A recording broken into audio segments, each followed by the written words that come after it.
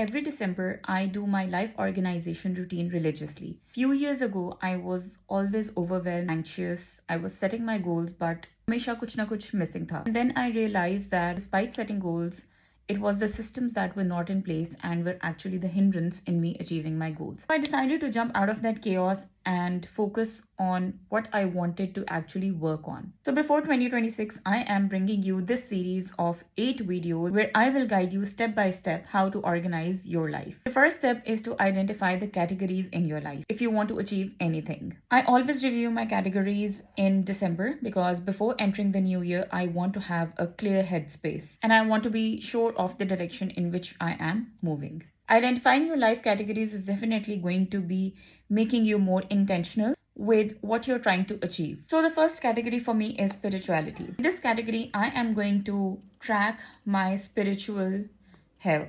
The second category for me is the personal well-being, and this is a very broad category, and I have narrowed it down over the past few years because it was getting so much of work for me. So I have just squeezed it down into one major category.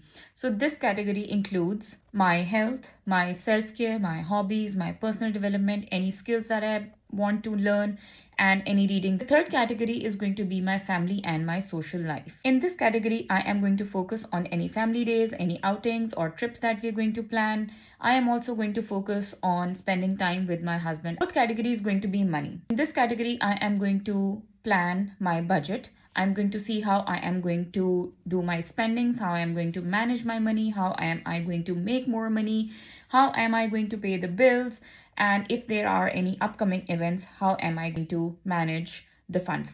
The next category is going to be my home. This is going to cover my cleaning, my home management, my meal planning, my groceries, any home projects that I intend to do in the year. The last category for me is my work. I work a full-time job.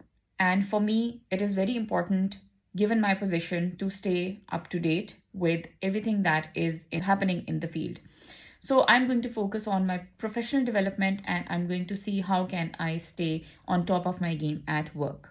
Now, your life categories could be similar or different to mine. To identify your life categories, you need to ask yourself a few questions. What's important to you? What matters the most to you? How much stress does it give you to be all over the place in that particular area of your life? What needs to improve? How many routines are important in your life and what usually gets neglected? See you in the next video where I will tell you how to organize these life categories.